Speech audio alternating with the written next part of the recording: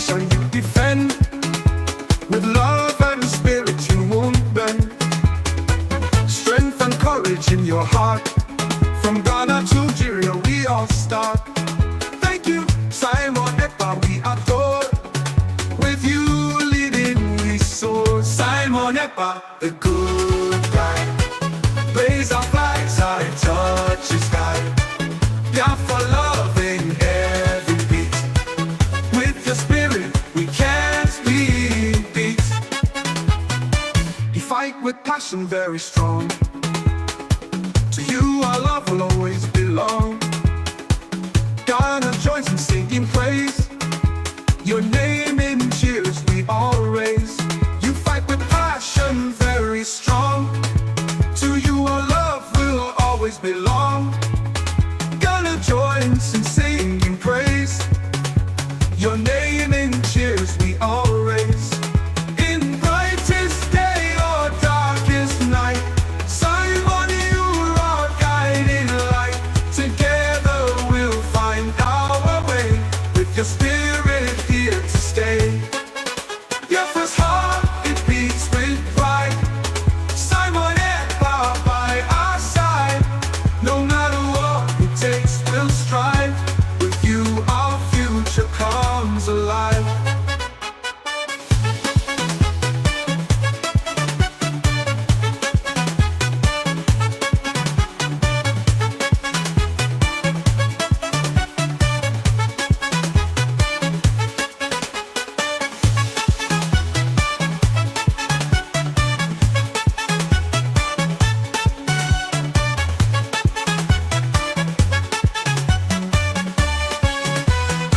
Simon Ekpa, the good guy.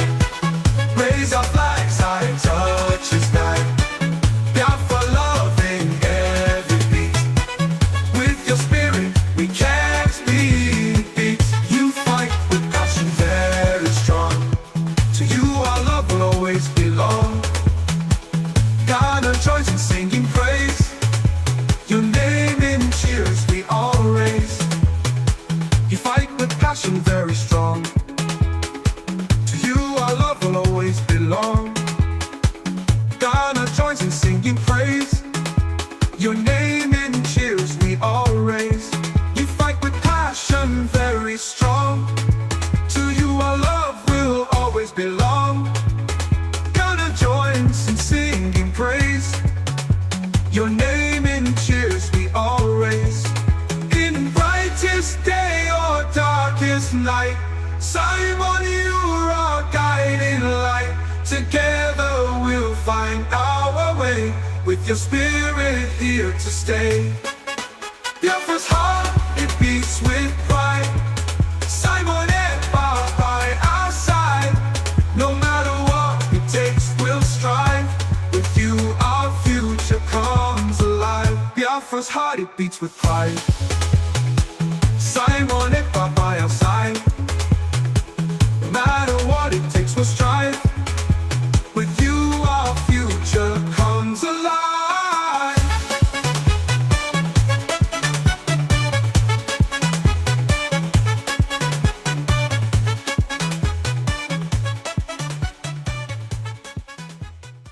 I want you people to understand that the liberation of Biafra has entered the highest stage in the history of Biafra.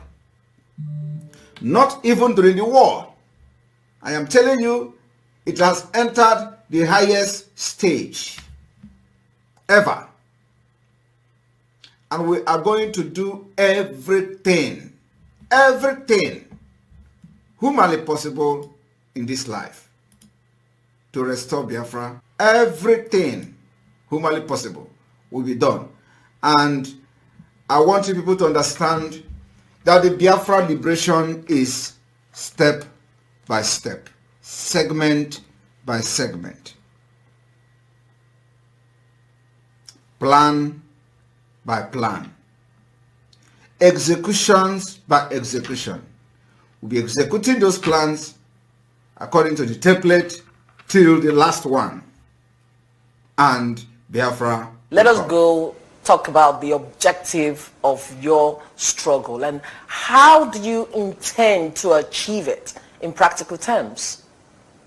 In practical terms, it is civil disobedience.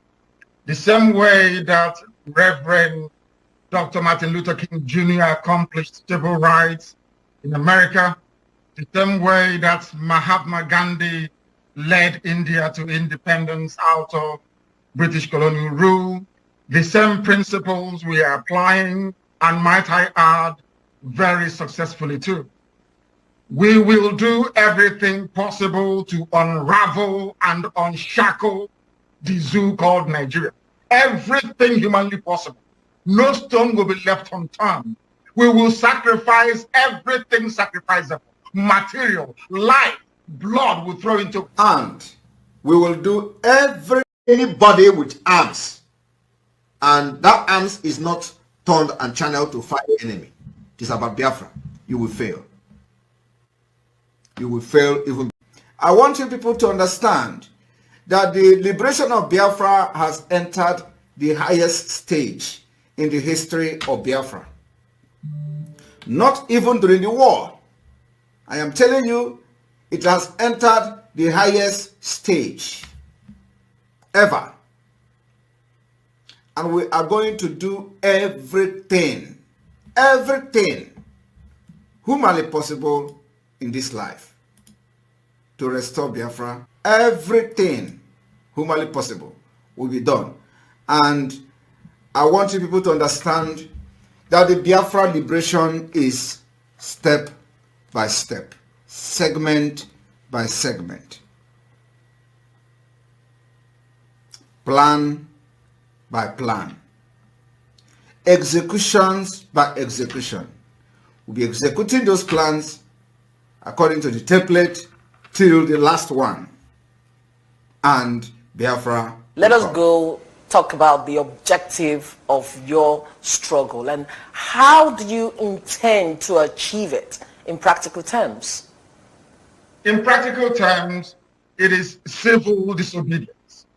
The same way that Reverend Dr. Martin Luther King Jr. accomplished civil rights in America, the same way that Mahatma Gandhi led India to independence out of British colonial rule, the same principles we are applying, and might I add, very successfully too.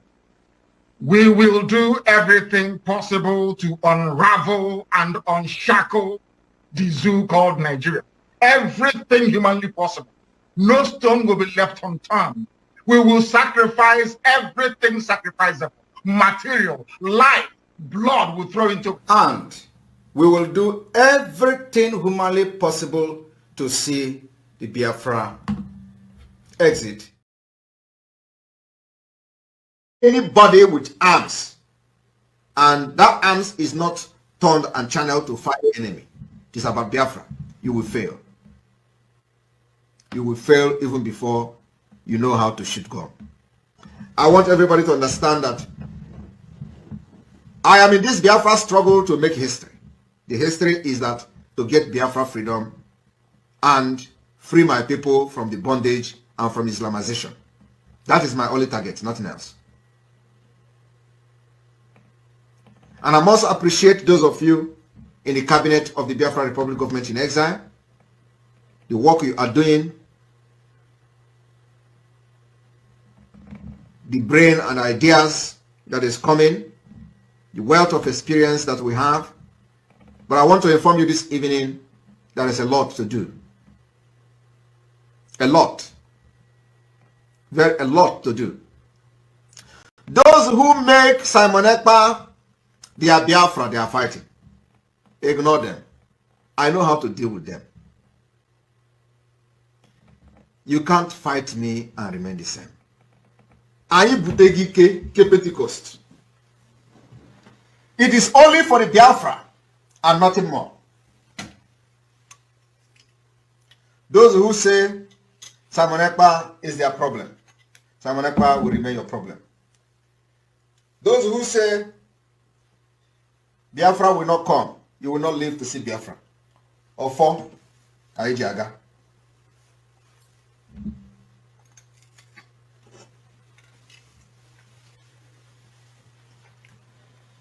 I told them, Nkita na church bosowa de anjo. I am not a gentleman. Do not think that I'm a gentleman because I have been voted as a Biafra Prime Minister of the Biafra Republic government in exile. I am not that kind of Prime Minister of a state that is an independent state. A Prime Minister is a Prime Minister of freedom fighting, of a country that is in exile, still fighting for freedom. So do not think, because I'm wearing suit, you will do anyhow and you go free with it. No. I'm a no-nonsense person. And I will hunt you with everything in me, legally and otherwise, when I want to.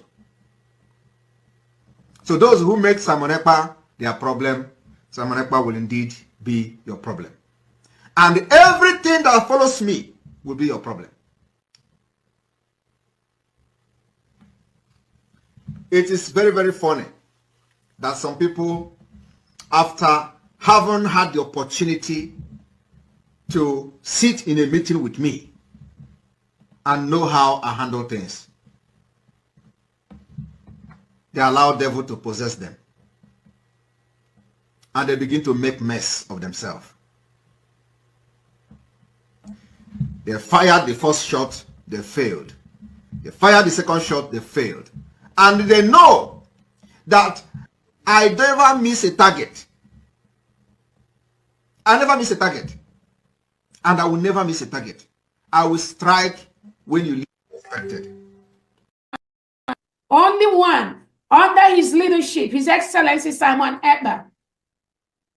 Anybody that is confusing anyone or telling you there is another, no, there is nothing. There's just one, recognized by His Excellency Simon Ekpa. And we can pray. Once he has that communication, Biafrans, we understand that Obato Obie does not take no crap from nobody. No matter who you are, you must respect that authority. That authority is the only thing that can protect all of us. But we thank God, somebody said this is a transition period. If these things does not happen, Biafrans will not know who is following our Prime Minister, who wants him to fail, who wants him to be out.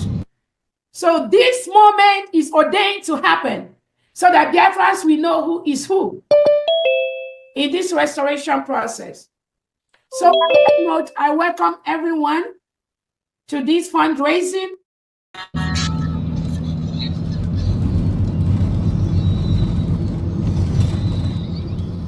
Welcome, welcome, welcome, welcome. Thank you for joining us on today's program. I appreciate everyone that has connected wherever you are connecting from. Please like and share this program in your platform. Share to family and friends. Share to everyone that is close to you. Today is another day, a special day.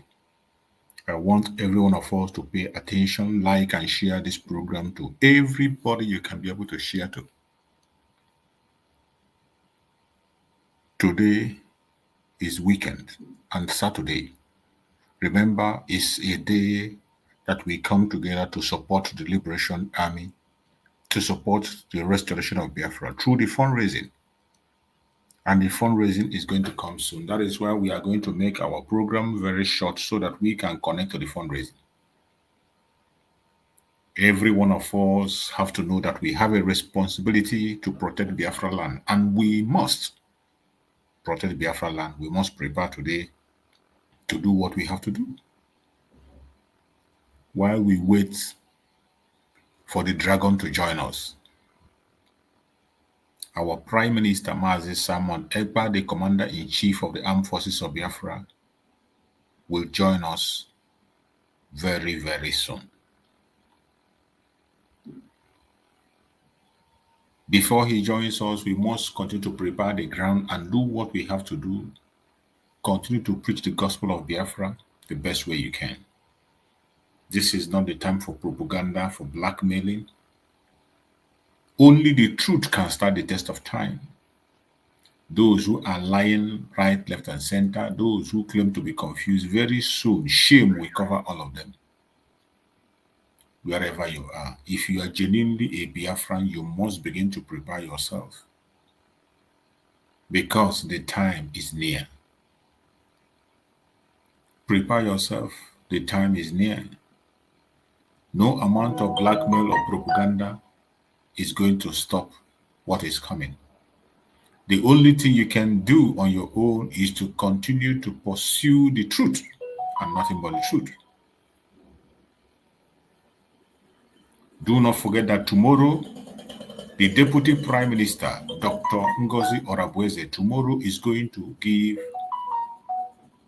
briefings on space. She will be on space by 7 p.m. Biafra time.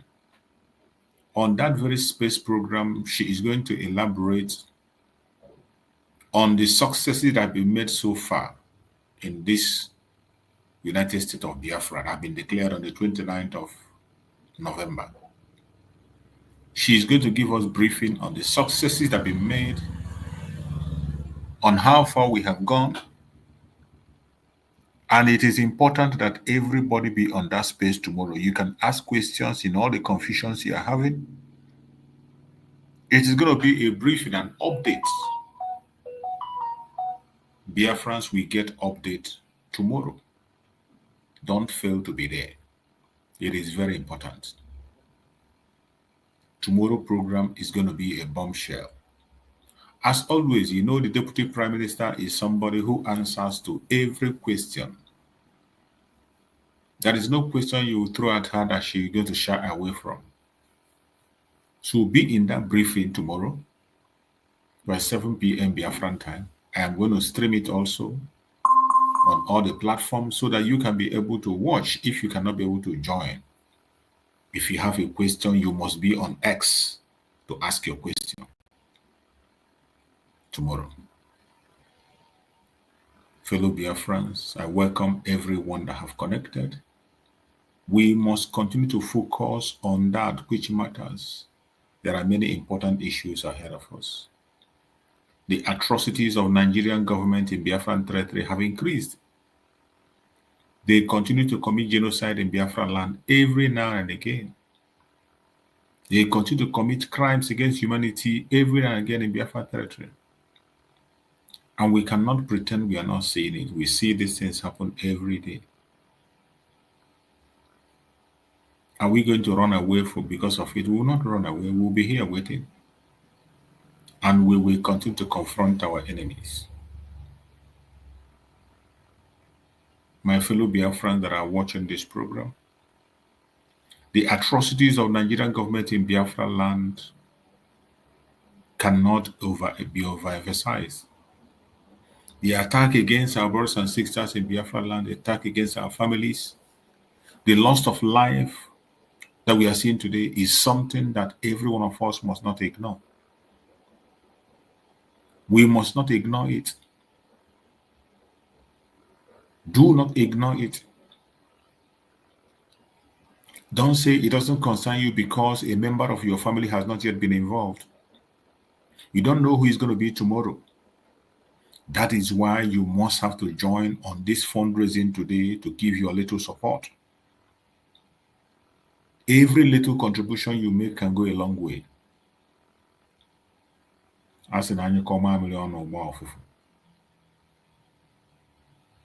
Wherever you are as a Biafran, make sure you are part of it. We must defend our land. Nigeria has no plan for us. The terrorists of the zoo don't care about us. And the politicians in Biafra land are not helping matters. The terrorists have succeeded in taking all the politicians in Biafra land. They are working for them. Today, they cannot negotiate with the Biafrans, but they can negotiate with terrorists.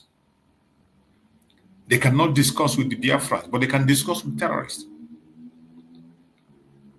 They can send their jet bombers to bomb Biafrans, but they cannot do that to the terrorists. They can send their armored tank to Biafran, but they can't do that to terrorists. And they are using your governors, your lawmakers. Every politician in Biafra land, their hand is in the blood of the innocent that's being spilled. Their hand is in the blood. In the northern part of Nigeria, they are enjoying themselves, having a free day, negotiating, making arrangements, and holding meetings with the terrorists in the open, and they carry it on their news. And I want to share one of those deals with you so that you can understand that we are not just speaking because we love to speak. There are evidence to every single thing we say. I want to share with you what is happening in Kaduna State, to be precise, how the terrorists are having a free day.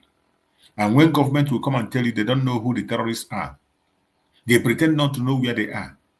The government of Nigeria knows these terrorists. They are sponsoring them. They know their location. They know them by names. And they have refused to stop them. They continue to destroy lives of the indigenous people, destroy properties of the indigenous people.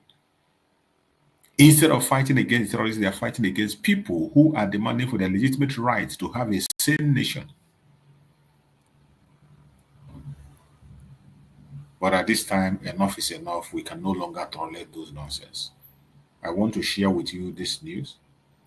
Coming from the northern part of Nigeria, how they are reporting, praising, and treating their terrorists, giving them a very high respect. Watch. Leaders have agreed to end banditry as part of a peace deal initiative spearheaded by the Kaduna State government in collaboration with some federal government agencies to end violence in many parts of Kaduna and environs. Trust TV had exclusive access into the peace deal in at least 3 meetings across various bandit camps in Sohorgan of Chikul local government area, Rima Forest, and Maidaro in Giwa local government area, as well as Kamfanindoka along the Funtua-Birningwari road. Some of the bandit leaders include Samaila Suleiman, known as Boka, who has been terrorizing areas of KK, Danghonu, and many communities in Millennium City, Chikun, and other communities in Kajuru local government area. He was also the mastermind of abductions in Kwara State and the May 2024 abductions of students of Confluence of Science and Technology, Osara, in Kogi State. People who left their houses and families should come back and continue with their normal life. Sadiq Gelo is another bandit leader operating around Kateri and Gadamala Mamman on Kaduna Abuja Highway, while Musa is another kingpin operating around Jere, Moro, and Sabongayan on the Kaduna Abuja Highway. I am happy with this reconciliation because it will benefit the masses. We are seeking for your forgiveness so that we can understand one another and forge ahead. The notorious bandit leader Salehoro, who operates alongside Boka, as well as Yellow Jambros, who operates along Kaduna Birnungwari Highway, equally pledged to embrace the deal. Others are Haruna, Dukununu, and Kabiru operating around Saban Birni and Maidaro villages in Giwa local government areas. God knows that we are happy and ready for this peace deal. Trust TV interviewed many of the bandits who expressed weariness with the criminal activities and expressed their commitment to bring violence to an end. We are now convinced that this government is for the people and we will support the peace deal. We don't want our children to be bandits like us, but to go to school. A government negotiator who wished to remain anonymous assured the bandit of government's commitment to peace in the region. He urged them to stop attacking villages and release all kidnapped individuals in their custody. He promised that those who accept the peace deal will be empowered with skills to help them transition to a more peaceful and productive livelihood. Recent statistics from the National Bureau of Statistics, NBS, revealed that between May 2023 and April 2024, over 614,937 Nigerians were killed and 2,235,954 kidnapped across the country. It also revealed that 2.2 trillion naira was paid as ransom. The report also indicated that the Northwest had the highest cases of kidnapping with 1,420,307 abducted, followed by the North Central with 317,887 and the Southeast 110,045. However, with the recent peace deal, residents of the affected communities have expressed joy and optimism that the peace deal would restore peace so they can return to their communities. I was born here and my children as well, and I am happy with this reconciliation. I will come back and continue with my farming. Thank God, and may God restore peace in our community. We are happy because I can't remember the last time I came here. We are happy with this peace initiative. In a statement, the Chief Press Secretary to the Kaduna State Governor Ibrahim Musa said, Kaduna State Government, in collaboration with some federal agencies, has established the Peace Dialogue Group that is developing the Kaduna model, which is a comprehensive framework for sustainable peace and security. This model, according to him, will include disarmament, demobilization, and reintegration, alongside investment in rural development and conflict resolution. He said it is a holistic approach that addresses both the symptoms and the root causes of insecurity. He said the model entails engaging stakeholders tirelessly, and this non-kinetic approach led to numerous meetings and extensive discussions, culminating in building bridges of trust, which made several senior bandit leaders to lay down their arms and embrace peace along with their followers. He added that in order to sustain the peace deal, the government has outlawed the activities of instigate, the local vigilante, especially in Birnin Gwari. In addition, Governor Obasani will be fair and just to everyone, be they farmers, herders, and traders, in order to achieve lasting peace and development in Kaduna State. The Chief Press Secretary further said Kaduna State Government's rehabilitation of repentant bandits is based on the principle of carrot and stick, because while it welcomes those who choose peace, government will not hesitate to take decisive action against anyone who continues to perpetuate violence. Bello Musa, Trust TV News, Kaduna. Now you have seen it for yourself. You see the way they are petting their terrorists, having peace deal with their terrorists in the open, while in the southeastern part of Nigeria, Biafra land, they are busy destroying life of the innocent, causing mayhem, taking the life of the young ones on a daily basis. How long shall we continue to watch this happen? Nigeria is a terrorist government, and there is no two ways about it. The earlier every one of us understands this, the better. And we have to move on to pursue our own freedom and get away with it. Nigeria will never be okay. Nigeria is a destructive entity. The life of the indigenous people is at risk, more especially the Biafran people. And we have to take our fate in our hands. I want to share with you this very program that was conducted by the Prime Minister, Mazi Simon Ekpa, briefly, so that we can be able to round up on time and wait for the fundraising.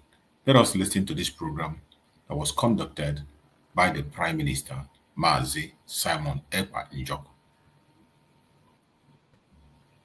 This is the only thing I want you to listen. And this is the only thing I want to interpret. Senator Rolf Stenau said it very clear that he believed that Biafra will be free from Nigeria, but that will not happen without war. He believed also that someday Biafra, Nigeria, is going to go into war again for the second time. And by then, Biafra will be freed. You see, it is important for you to follow history. Follow history so that you will not be misled. The Rolf Stenner said from his experience that there is no way Nigeria will remain as one country. That one day Nigeria will go into war again and Biafra will get freedom. And they're going to get that freedom through war. As I'm talking to you now, the war have started. The war that this Rolf Stenner was predicting, including Ojukwu was predicting, have already started. You are not seeing it.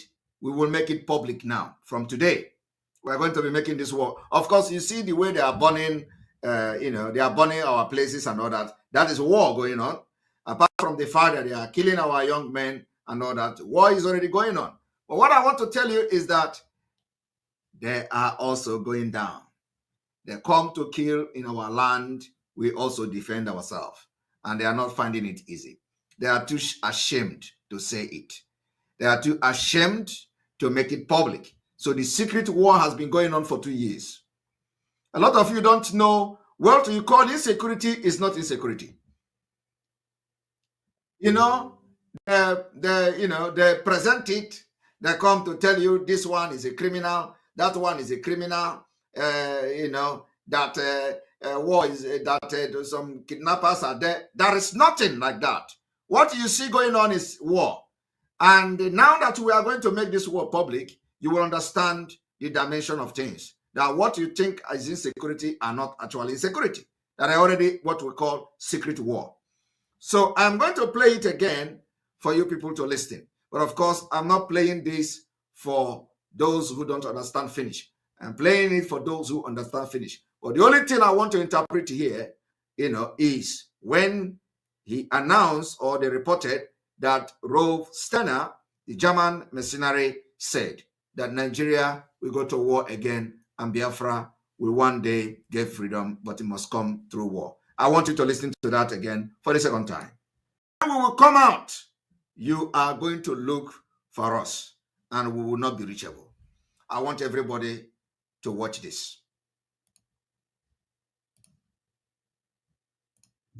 Jonka me saamme, ja jos se pysyy ennallaan, sota kestää 1–5 vuoteen. Threat and why it must end this year for peace to reign.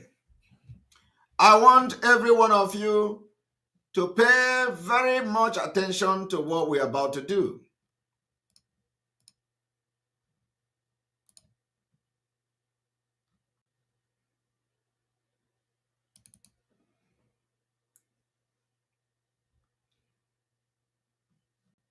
Overcome their differences in that Nigeria and in the entire region.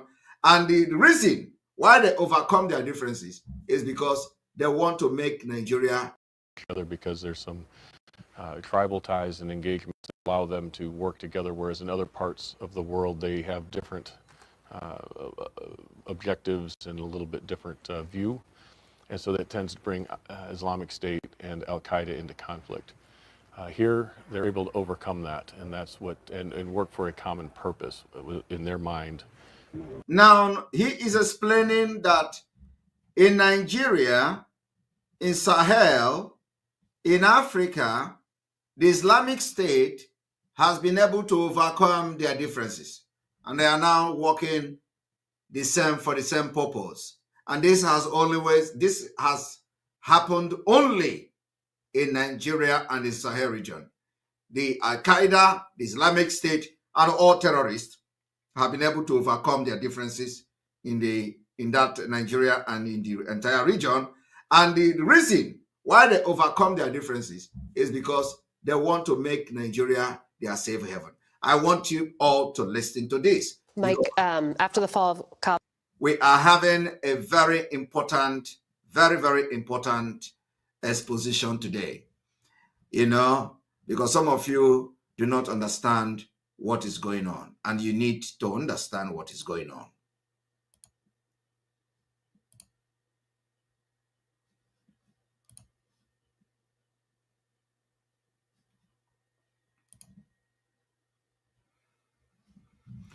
All right, so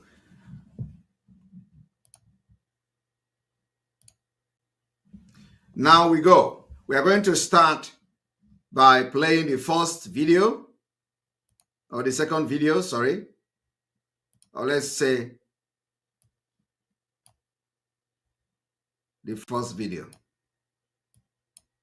Yeah.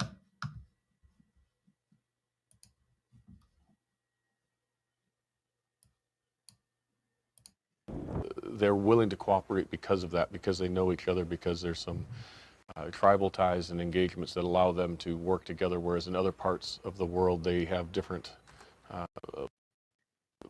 little bit different view, and so that tends to bring Islamic State and Al-Qaeda into conflict. Here they're able to overcome that, and that's what and work for a common purpose in their mind.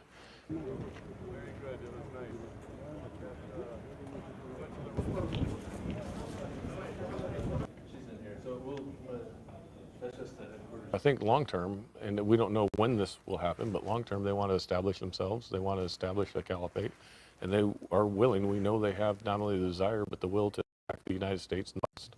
Are you hearing that?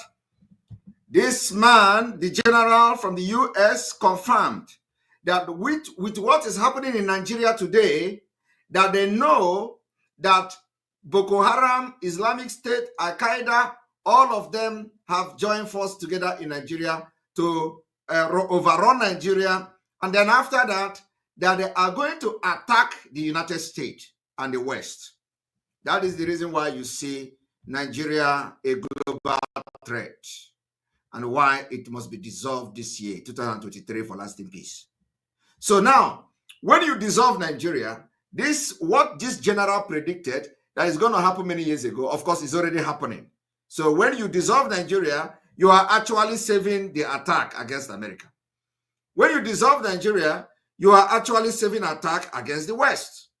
When you dissolve Nigeria, you are also saving the life of African people. You are also saving the life of Biafrans. So you see, what we are fighting for is not the presidency of Nigeria. It's not to resource control. We are fighting for survival. We are fighting to safeguard our unborn children and unborn generation. This is what many people don't understand. That with what is going on today, we have gone over beyond those things of resource, be Nigeria better, because we are now fighting for survival. It is when you are alive, you can do something. So that is the reason why we are going to put our life online, to make sure that we do not validate Nigeria in Biafra territory this year.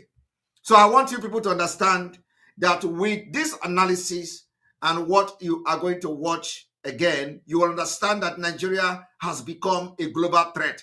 And this is manifesting every day by day.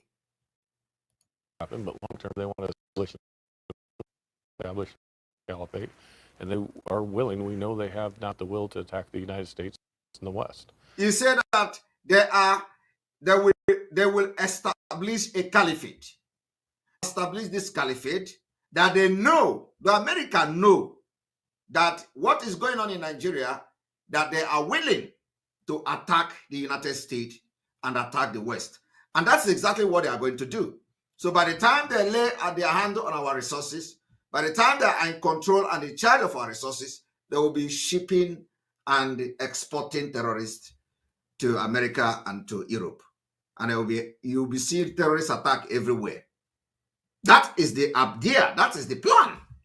And exactly what is going on today. Now, I want you all to listen to this man again. She's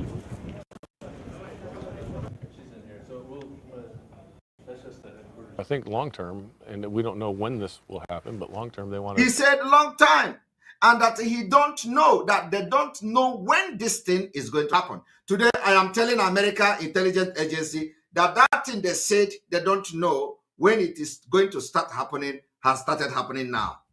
He said here that he don't know when it will happen. He said they don't know when it will start happen. So I am calling the attention that it is happening now. And that is why everybody must keep quiet.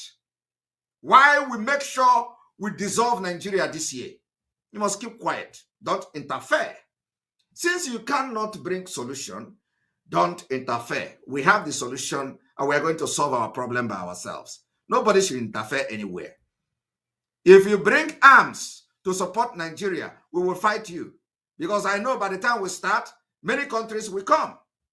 It is the best interest of everybody is fighting for interest. So by the time we start this fight this year, which already started, we only want to make it public, you are going to come to us. If you like, go and supply Nigeria with weapon and let us see who is going to fight and use your weapon to fight against us. You are going to fight a war that you can never win. Because as I'm talking to you today, every indigenous people in Nigeria, they want to, everybody want out. The same thing you are scared of is the same thing the other tribe in Nigeria are scared of. So we are ready. But what we are saying is that do not interfere. If you interfere, we will fight you. We will fight you. It doesn't matter who you are. Whether you are America, we are going to make friends with your enemy and fight you back. It is going to happen. And I just pray that it doesn't go to that extent. So keep away. Keep yourself away. Since all of you, the America, Europe, everybody is quiet. Just remain silent and allow us to fight our fight and get our freedom this year. As simple as that. Whether we are going to kill ourselves is not your business. Because you have demonstrated not to be your business. You have demonstrated that the only thing that matters to you is our natural resources. So keep quiet. European Union must keep quiet. The United Nations must keep quiet. You know, when I speak like this, some idiots in Finland, so those who don't know their left and right, who cannot even stand me, they will be, hiding in their wardrobe and be writing nonsense.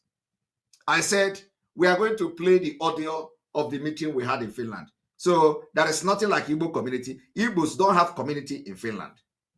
What we have in Finland is Igbo Union in Helsinki, Igbo Union in Turku, Igbo Union in Vasa. There is nothing like Igbo community. And that is why all these Fulani propagandist media, like Vanguard News, will be writing rubbish.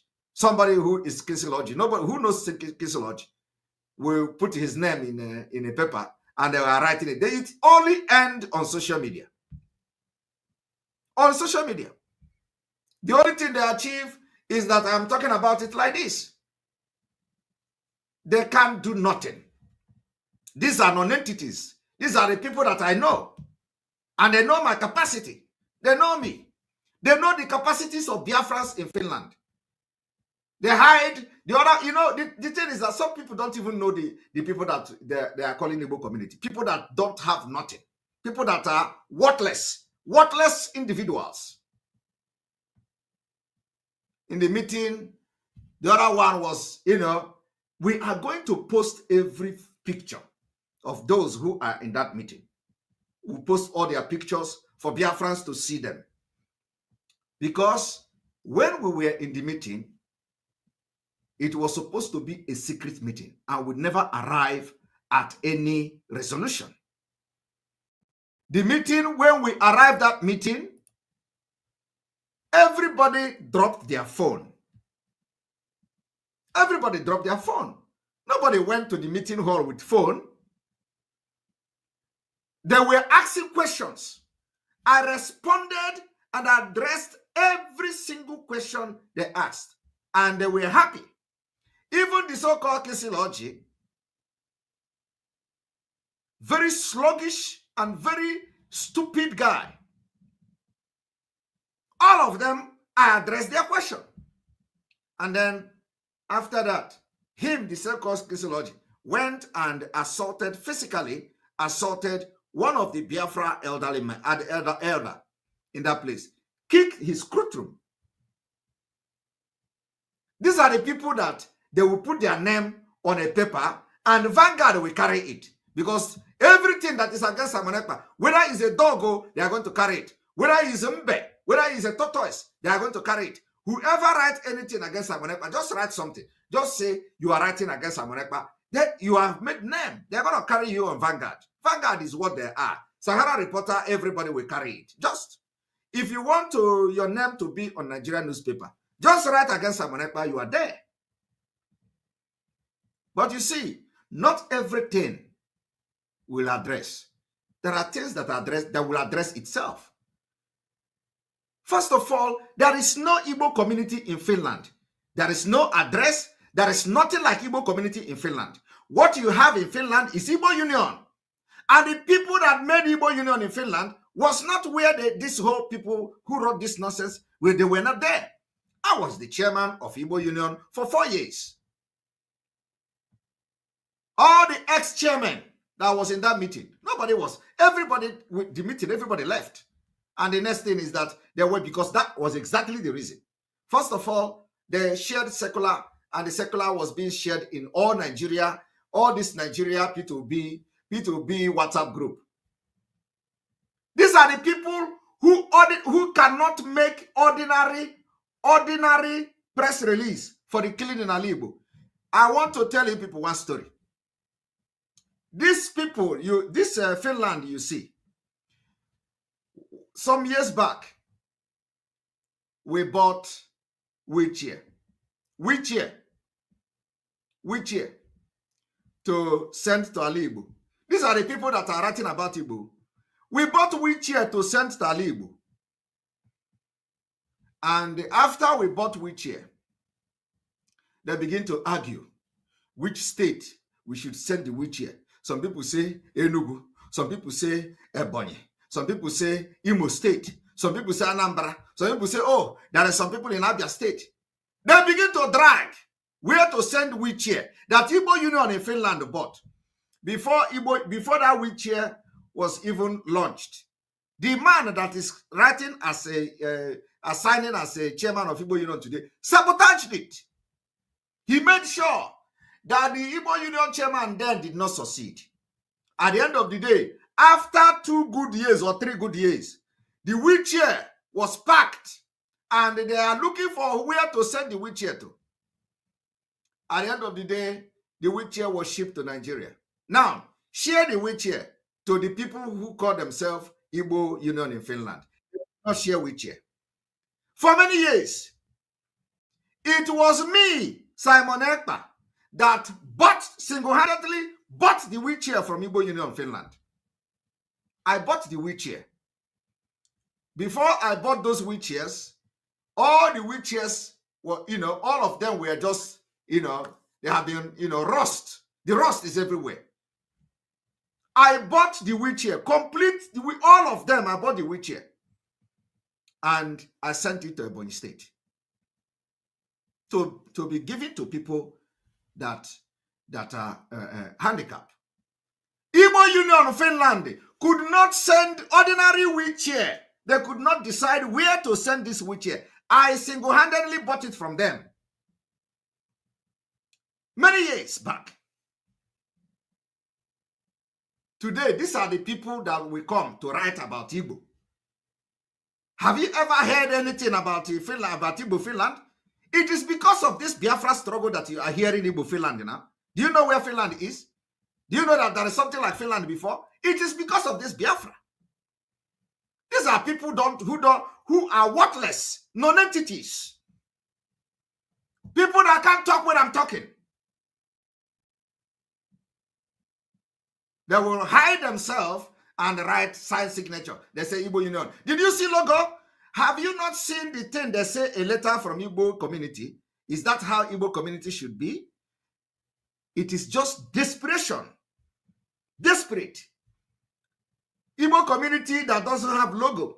Igbo community that doesn't have address. Igbo community that just write in paper. Isn't that not an insult? There is nothing like Igbo community in Finland. Like I'm saying it now, it's in public. They could not, this Igbo Finland, Igbo Union in Finland, they could not, nothing. When I was the chairman, I was the one that saw the offer. When I was the chairman of Igbo Union in Finland, Finland recognized Igbo Union.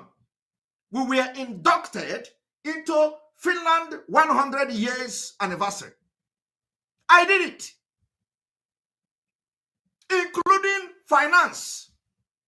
I got finance from Finland to support Igbo Union. How many of them have done it? So all this nonsense, people that are worthless, non-entity, they just carry them. We are Igbo Union, executive. The other one, they call Orabueze, carrying paper, writing rubbish. So people that cannot stand where people are talking. But you know, when I will remember them is coming, not now. We are fighting for Biafra. Shebi Obi, is it not February? February. I will keep quiet and watch them. Let us finish this.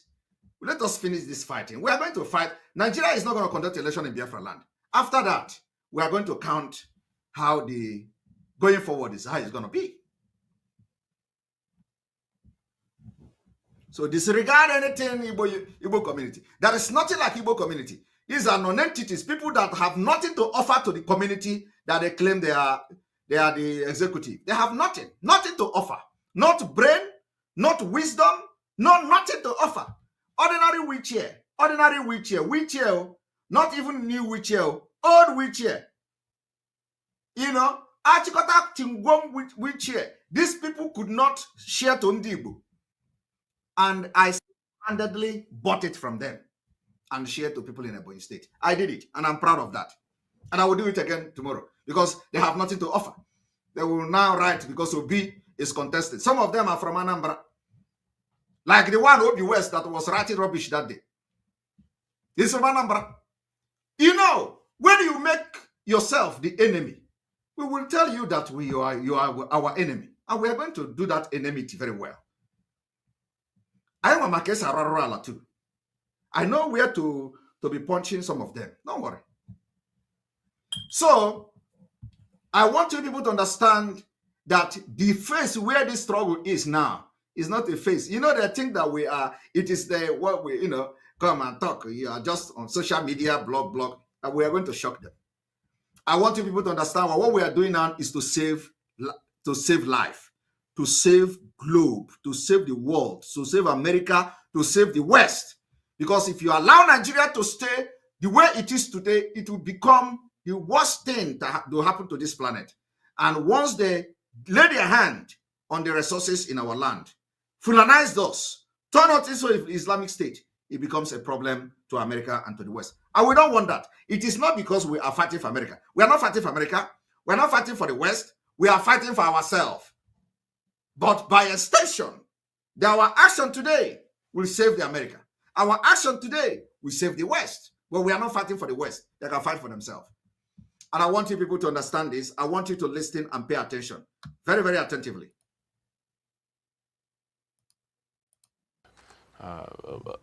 Objectives and a little bit different view. And so that tends to bring Islamic State and Al-Qaeda into conflict. Here, they're able to overcome and common purpose.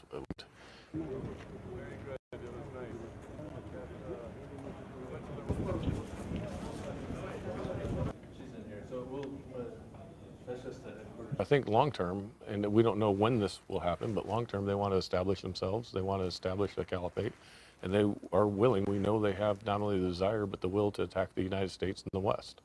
And so if we're unable to disrupt them, if we're unable to disrupt their efforts, you give them that statement, you give them the opportunity to develop their external operations, to develop their capabilities, and then you combine that with what I believe they're trying to do is find a source of reliable income that they can establish that through either kidnap for ransom, what they're doing now. They can get access to the gold mines that are throughout. Are you hearing that?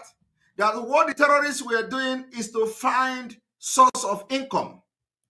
To find source of income. They can lay their hand on gold. They can do kidnapping for ransom like Gumi.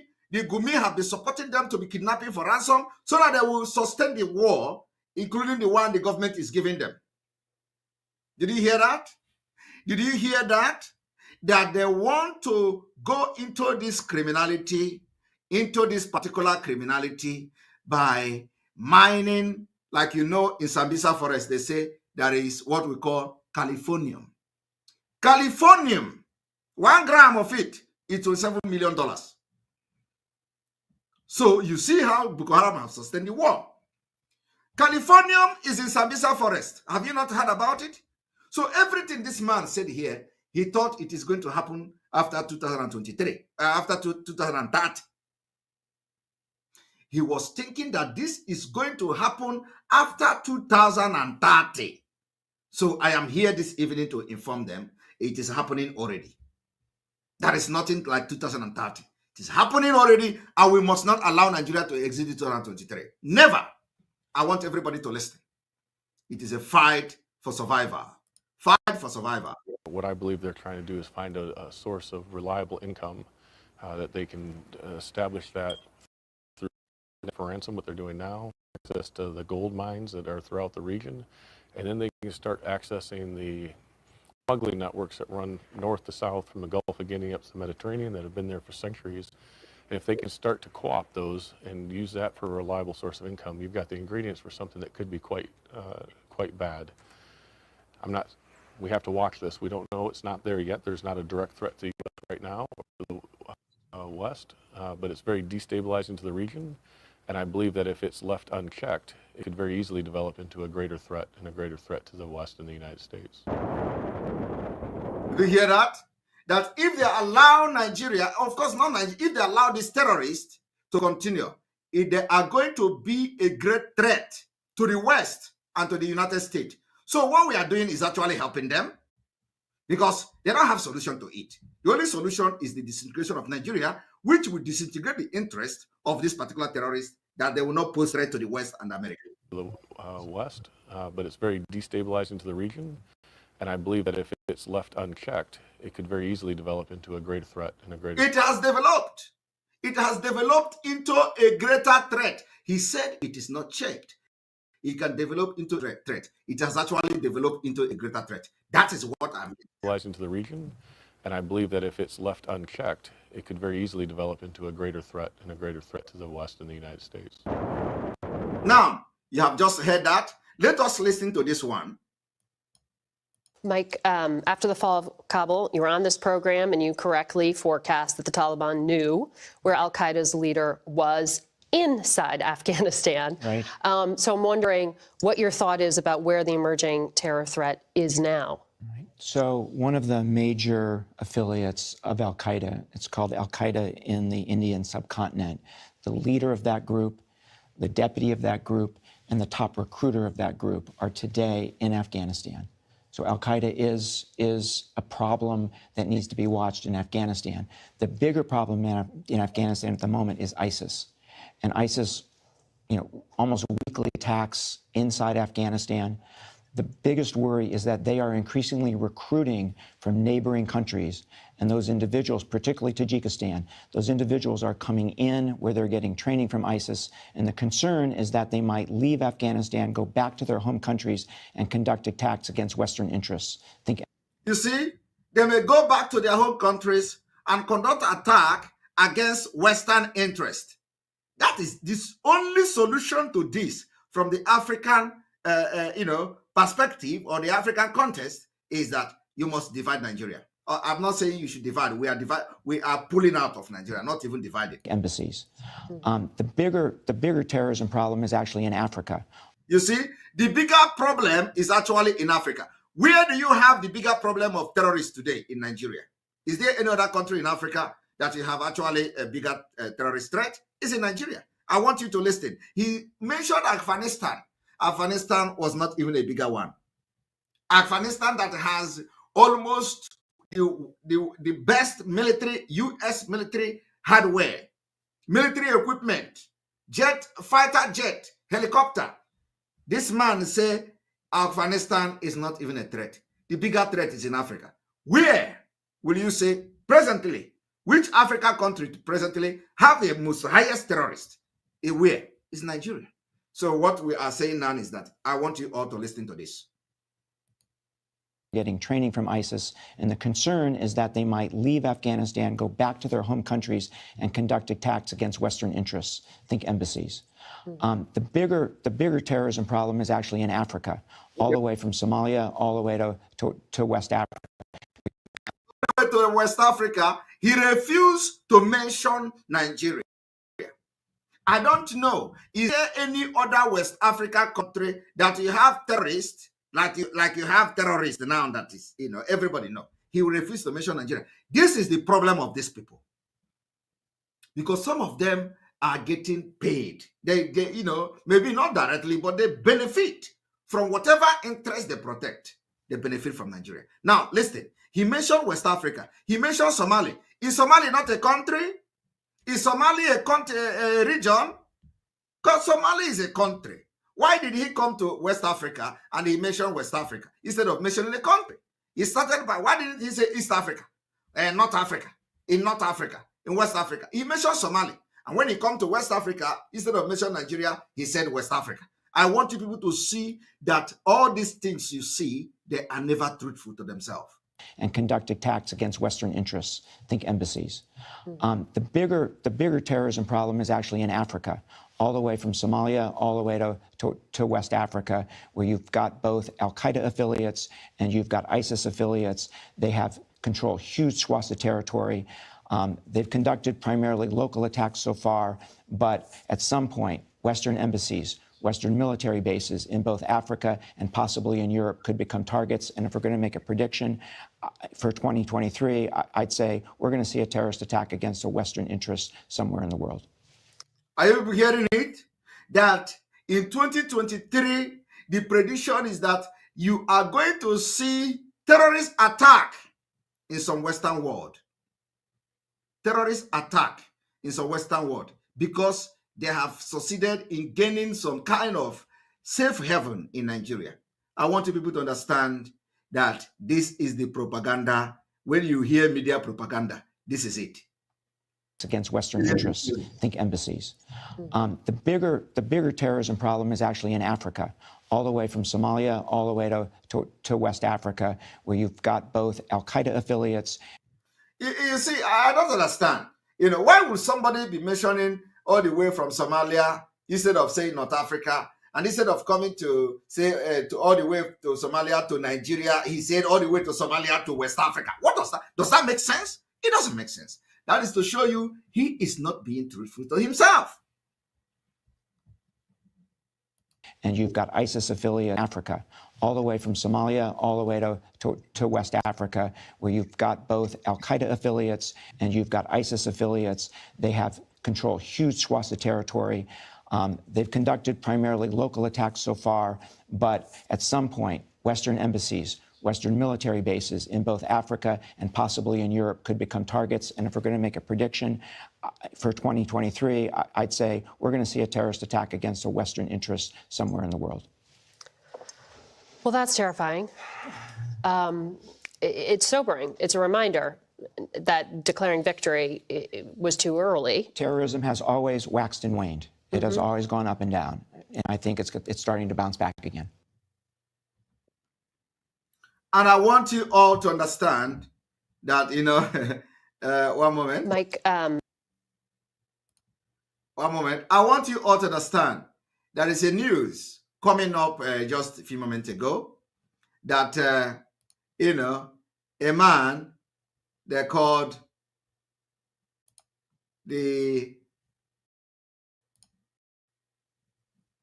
I want you all to watch this.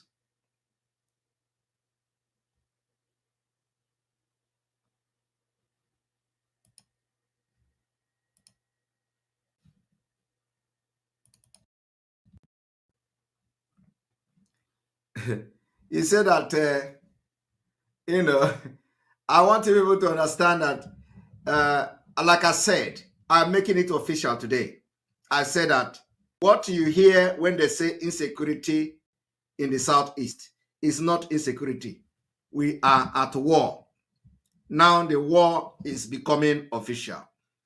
And when you look at what this man said, they said, President Buhari has approved the deployment of advanced technology to tackle insecurity in southeast Nigeria.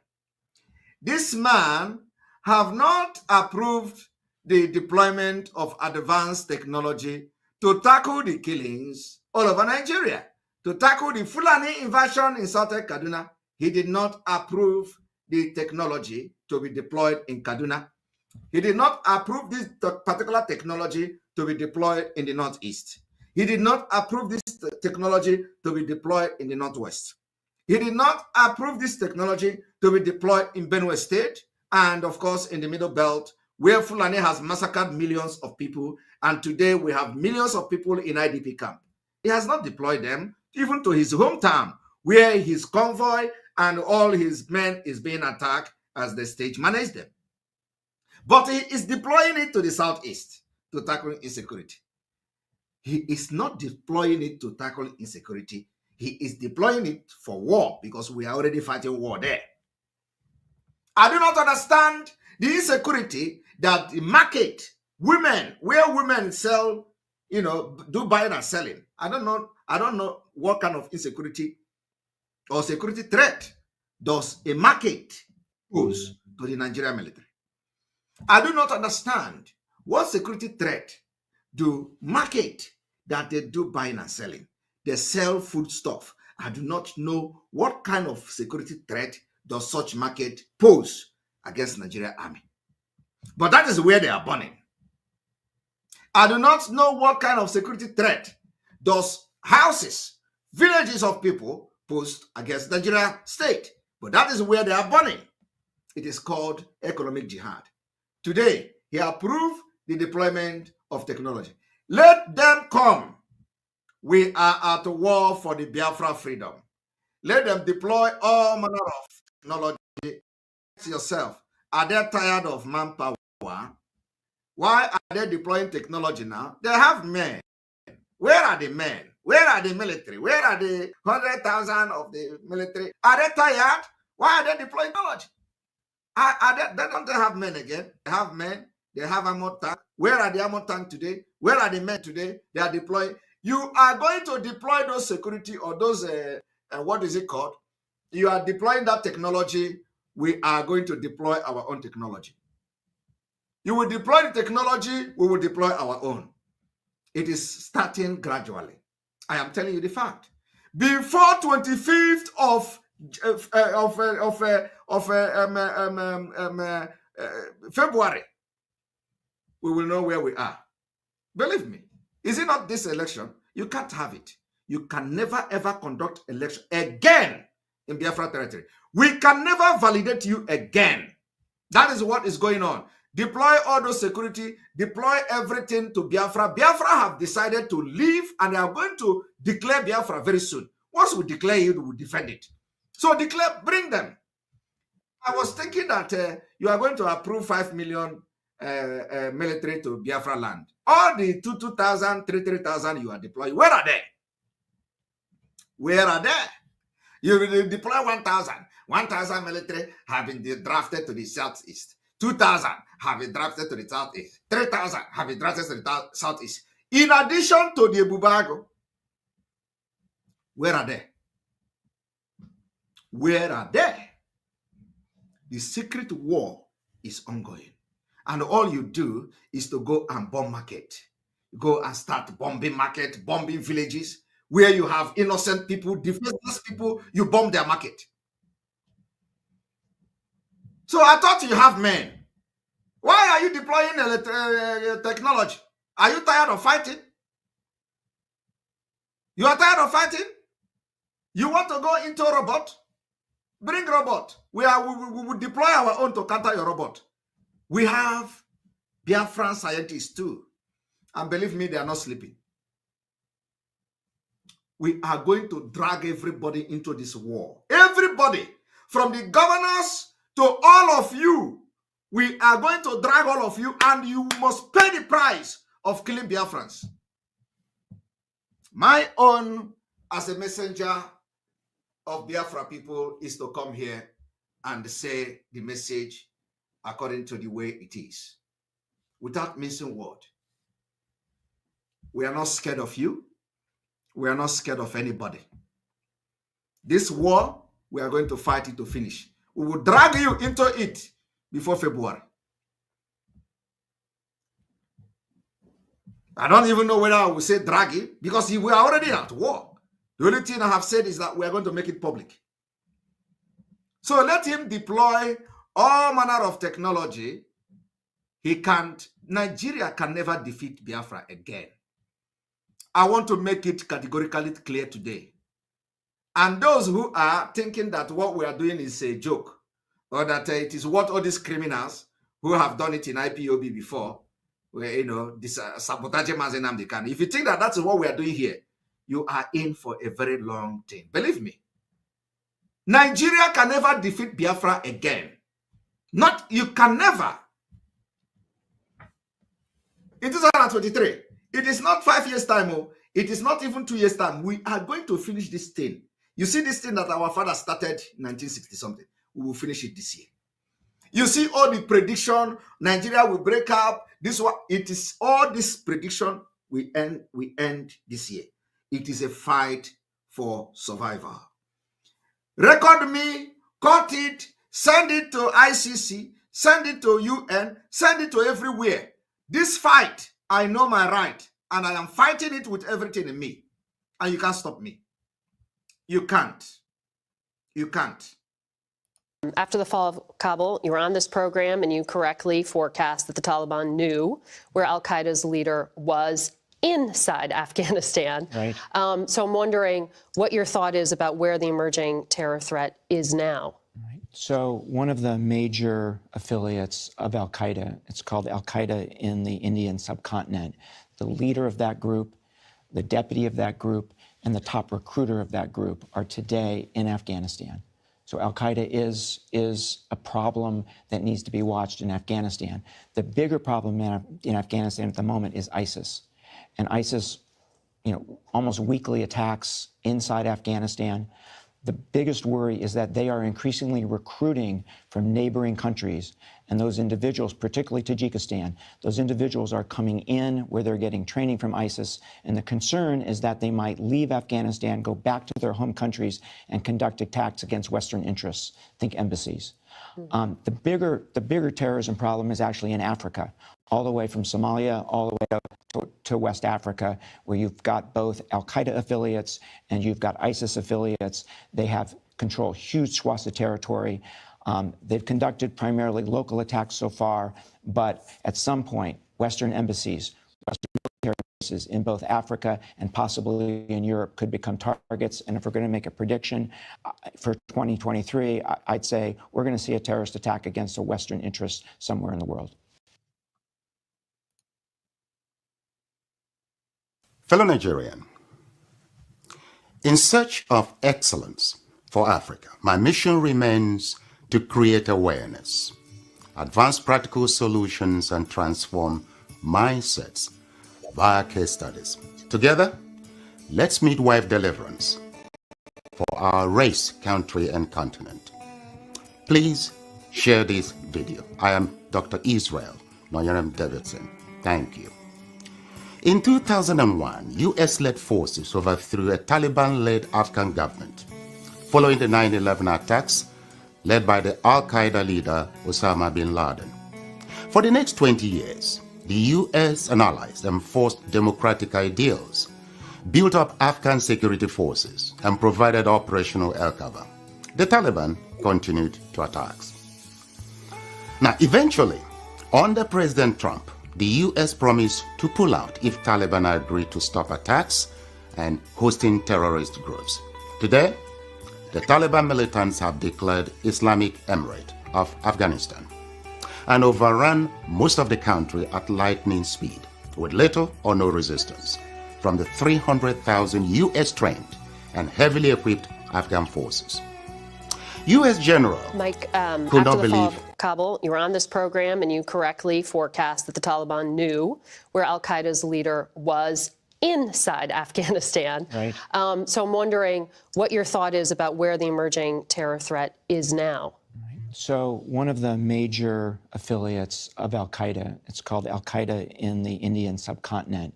the leader of that group, the deputy of that group, and the top recruiter of that group are today in Afghanistan. So al-Qaeda is a problem that needs to be watched in Afghanistan. The bigger problem in Afghanistan at the moment is ISIS. And ISIS, almost weekly attacks inside Afghanistan. Of an army that size in 11 days. There'll be many postmortems on this topic, but right now is not that time. It is believed the Afghan soldiers, though diehards, had unquenchable allegiance to jihadist ideologies practiced by Taliban. They were Afghan soldiers by day, Taliban at heart, and Taliban at night. And you correctly forecast that the Taliban knew where al-Qaeda's leader was inside Afghanistan. Right. So I'm wondering what your thought is about where the emerging terror threat is now. So one of the major affiliates of al-Qaeda, it's called al-Qaeda in the Indian subcontinent. The leader of that group, the deputy of that group, and the top recruiter of that group are today in Afghanistan. So al-Qaeda is a problem that needs to be watched in Afghanistan. The bigger problem in Afghanistan at the moment is ISIS. And ISIS, almost weekly attacks inside Afghanistan. The biggest worry is that they are increasingly recruiting from neighboring countries. And those individuals, particularly Tajikistan, those individuals are coming in where they're getting training from ISIS. And the concern is that they might leave Afghanistan, go back to their home countries, and conduct attacks against Western interests. Think embassies. The bigger terrorism problem is actually in Africa, all the way from Somalia all the way to West Africa, where you've got both al-Qaeda affiliates and you've got ISIS affiliates. And Taliban at night. A situation, some suggest, currently exists in Nigeria too. Al-Qaeda affiliates and you've got ISIS affiliates. They have control huge swaths of territory. The bigger terrorism problem is actually in Africa, all the way from Somalia all the way to West Africa, where you've got both al-Qaeda affiliates and you've got ISIS Taliban affiliates. at night. A situation, some suggest, currently exists in Nigeria too. So Afghanistan was simply handed over to the mullahs to govern, based on their shared jihadist ideological leaning. The south and middle belt of Nigeria should wake up with urgency. The Afghan situation is cooking fast in Nigeria today. Afghanistan is #1 on global terrorist West Africa, list. where Nigeria you've got both al-Qaeda affiliates and you've got ISIS affiliates. They have control huge swaths of territory. They've conducted primarily local attacks so far, but at some point, Western embassies against Western interests. Think embassies. The bigger terrorism problem is actually in Africa, all the way from Somalia all the way to West Africa, where you've got both al-Qaeda affiliates and you've got ISIS affiliates. They have control huge swaths of territory. They've conducted primarily local attacks so far, but at some point, Western embassies, Western military bases in both Africa and possibly in Europe could become targets. And if we're going to make a prediction for 2023, I'd say we're going to see a terrorist attack against a Western interest somewhere in the world. It's sobering. It's a reminder that declaring victory was too early. Terrorism has always waxed and waned. It has always gone up and down. And I think it's starting to bounce back again. They're willing to cooperate because of that, because they know each other, because there's some tribal ties and engagements that allow them to work together, whereas in other parts of the world they have different objectives and a little bit different view. And so that tends to bring Islamic State and al-Qaeda into conflict. Here they're able to, and that's what, and work purpose in mind.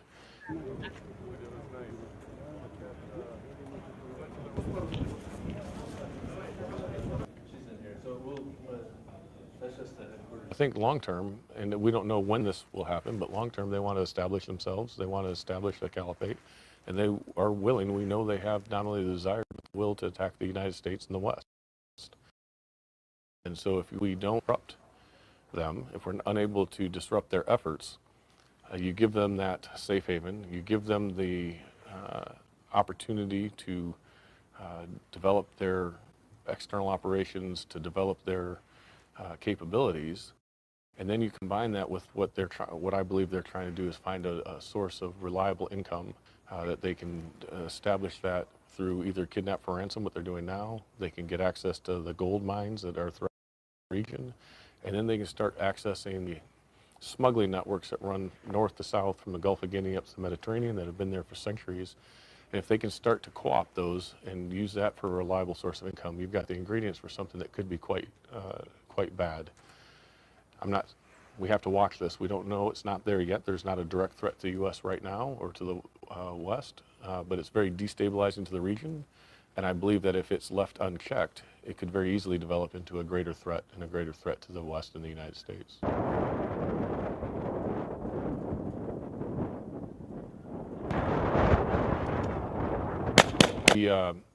We see that this has been very deliberate, and so they've been working on this for a while. So they have gone out, they being Al-Qaeda affiliates, J&M, others, to engage with key leaders in key locations and start to recruit early. And then that allows them to seed the ground, and so as they then move areas, they have some presence already.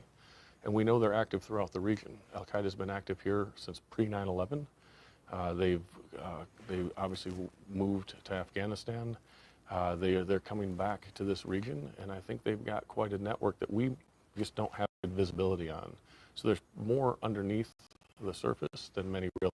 They're able to do into that. I think the other piece of why it moves so quickly is there are some people that feel isolated, separated from the government. We have to work on governance. Al-Qaeda, whether we agree with it or not, brings some level of justice to many of these areas and some level of services that aren't provided by central governments. And they provide some representation to people who are minority groups that are they don't feel part of the larger communities such as the Fulani or the Tuareg. And so you put that together and it creates the conditions that allow them to rapidly move.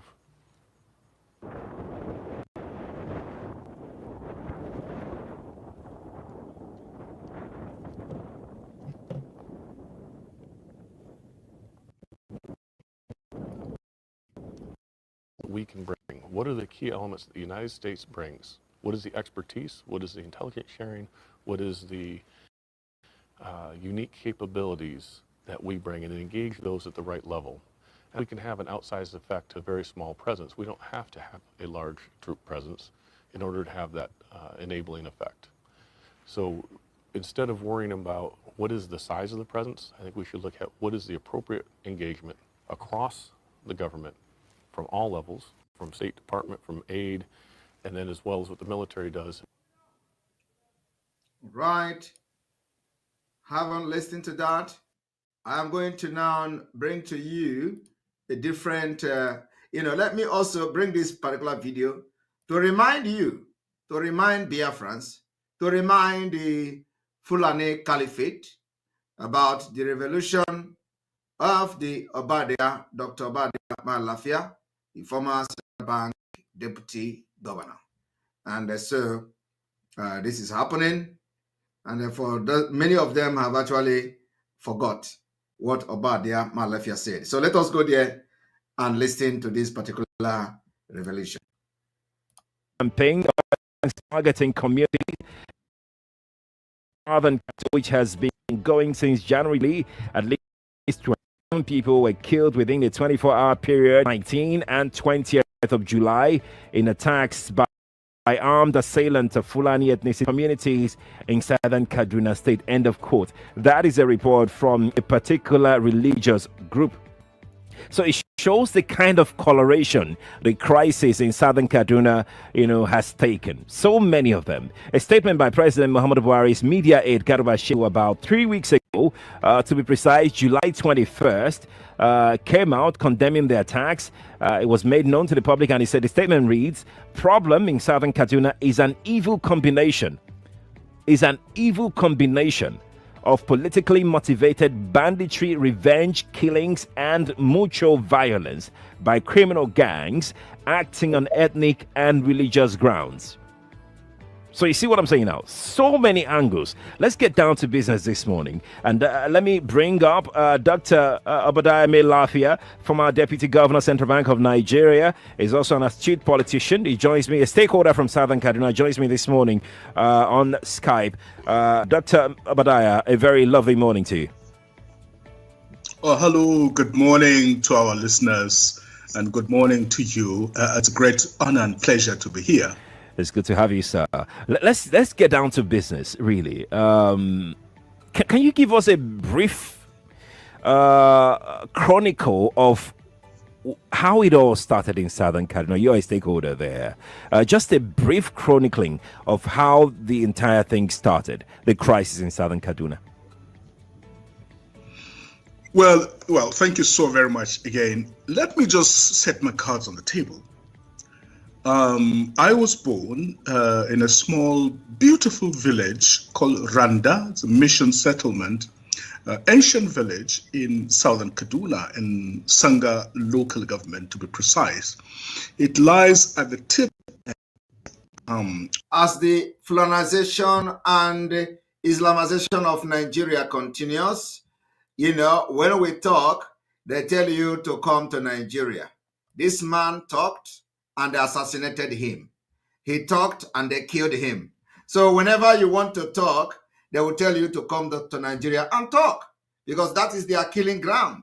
And that is why some of us who have found ourselves in so many places in exile can fight this particular terrorist government from exile. We are going to fight our freedom from exile. And we are going to get this freedom from exile. You know, when we started this whole thing, we told you people that we will bring Biafra from diaspora. Some people did not know what we saw. You didn't know what we have seen then. When we were telling you that Biafra, we are going to bring it from diaspora, you don't know. It is happening today. We are going to fight Nigeria from afar, and we are defeating them already. We are defeating them. We will fight them. We will defeat them. And it is going to, everything will end this year. Believe me. This man that is talking here, they killed him. He was a prominent Nigerian who rose up to the position of the deputy governor of the Central Bank of Nigeria. He spoke the truth. They killed him. He's not the only one. Everybody that has ever dared to challenge and speak truth in Nigeria has been killed. And he's one of them, a very prominent one. His people was being killed in Southern Kaduna.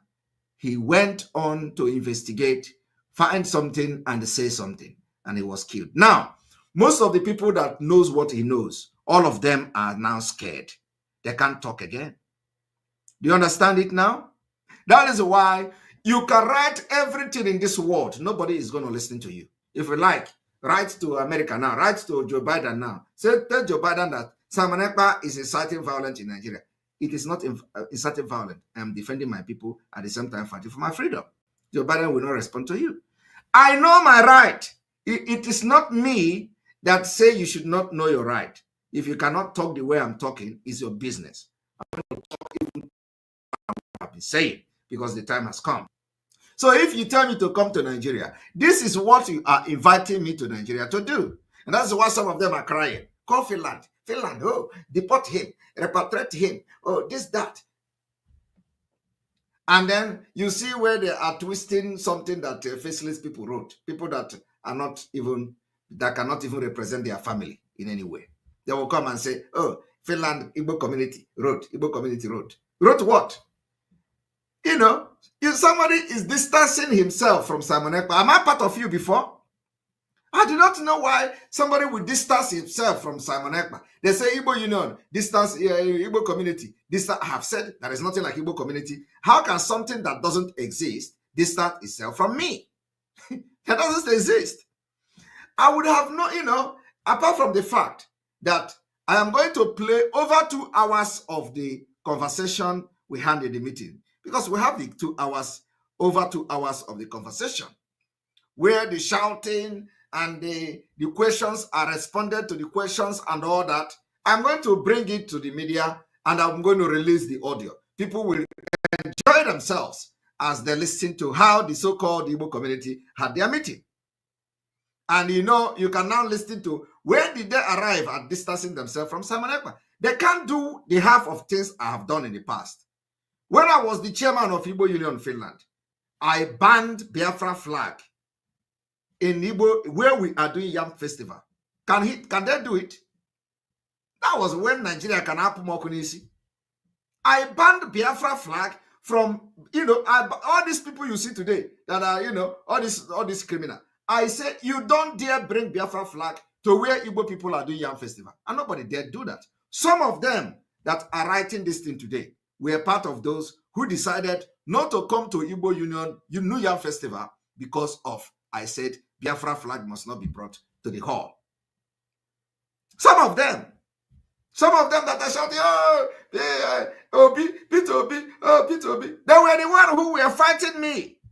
That I said, why should I say they should not bring Biafra flag? They were doing Biafra then. I was one Nigeria. So, when I look at all these things, I have been there. If I am Biafra today, fighting for Biafra, which is the right thing to do, who are those people? Have they served Nigeria like me? Who knows them in Nigeria? What have they done for Nigeria? They have done nothing. I have served Nigeria. I have served immigration, Nigeria immigration. I have served Nigeria immigration. How many of you know that? You don't know now. It's only the one I tell you, you will know. As you see me, I have served Nigeria immigration in sport. So what have they done for Nigeria? These people have done nothing. They have suffered. They have absolutely contributed absolutely nothing to Nigeria. So what do they know about Nigeria? They have, so when I look at these people, you want to say, you distance yourself from someone. I have done worse than you. I have done worse. Because I was the only person that banned Biafra flag from entering Igbo Union New Year Festival in Finland. So if you come and say you distance yourself, it is not up to what I have done. But what is Samonakpa today? I am here fighting for Biafra because that is the right thing to do. So when you hear them say, oh, when the report came, we look at his report from Finland. If you know what this criminal in Kuwait, they call Mohammed Abbas. Oh, if you look at the report we get from Finland, it is bad. It is this, it is that. And then they don't know. Some people knows that when Mazi Nnamdi Kanu was protesting in the street of London for Nigeria. So somebody will come today and tell me, and tell them, when you hear them say some Igbo community, that is nothing like Igbo community, tell them, I was the only history of Igbo Union. I don't think it has happened anywhere in the world. I was the only person in the history of Igbo Union that banned Biafra flag from entering where Igbo people are celebrating something. I want you to show me any person that have done it anywhere in the world. I did it. It is not like bragging, but it is what has happened for history to happen. If there is no event, there will be no history. All these things will go down in the history of Biafra. So what can they do? What is it that somebody is going to do today that I have not done even worse than that? But that is not even the problem. The problem is that when you have a meeting with somebody and the meeting is supposed to be a secret, it's supposed to remain secret. But because they have released a statement that is not the agreement of the people that were part of the meeting, we are going to release the pictures of everybody that we can lay our hand on. Those who were part of the meeting, all your pictures will be on social media. I am going to make sure that in these 2 hours of voice, I will put all your pictures there so that Biafra can know who you are. Because all of you are faceless. Nobody knows who is Kisiloji. Nobody knows who is Obi West. Nobody knows all the people that were part of that meeting. Your faces, except I don't have access to your picture, that your picture will not be there. I will put your picture for Biafra people on ground to know you. That is what I'm going to do. So you think you are fighting Samonekpa? You are not fighting Samonekpa. You are fighting against Biafra people. And many of them are back home. So your pictures will be there. So that Nigeria will praise you and give you an award for releasing a stupid statement without logo, without address, ordinary paper. And then they have only this Finland. You can imagine a whole Finland.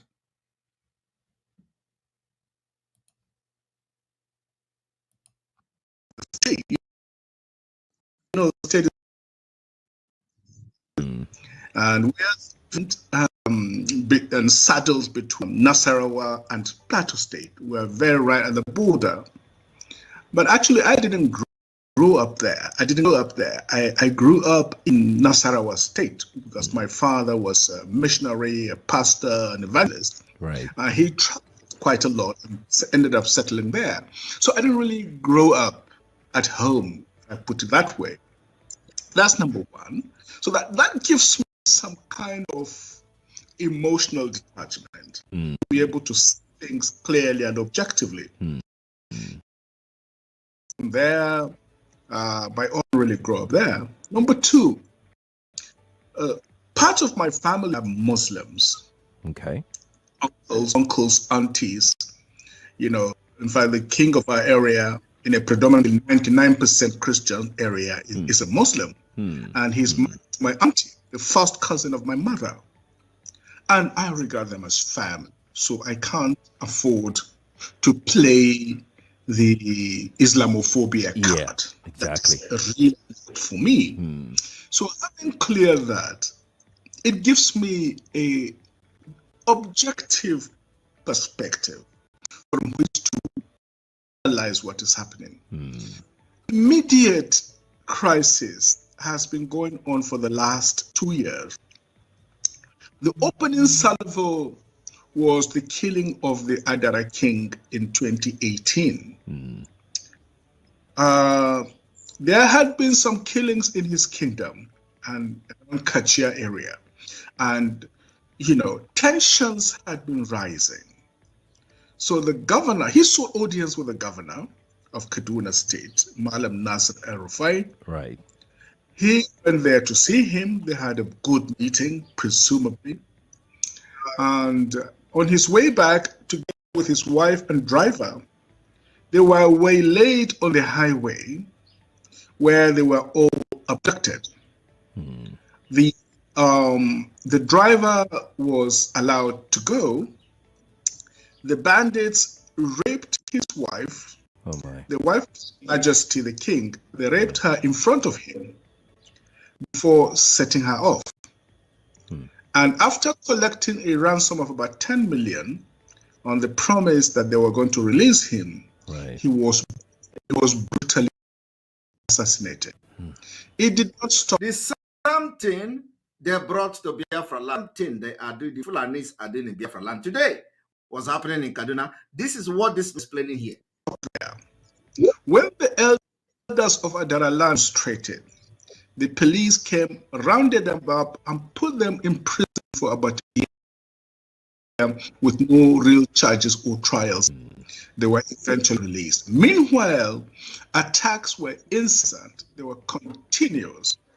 It was a case of continuous pounding of an unarmed and defenseless people.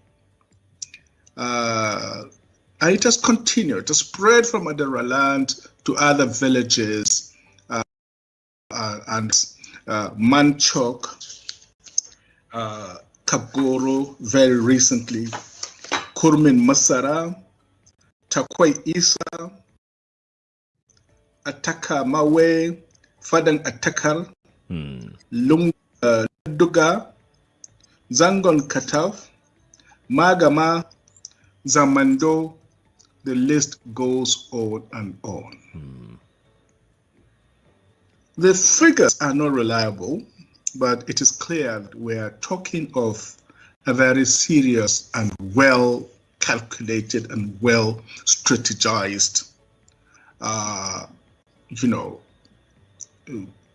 killings. What caused these killings, Dr. Obadiah? That amount to genocide. What could have caused this? What could have caused this particular killings that you've enumerated? What is the cost? Do you have an idea?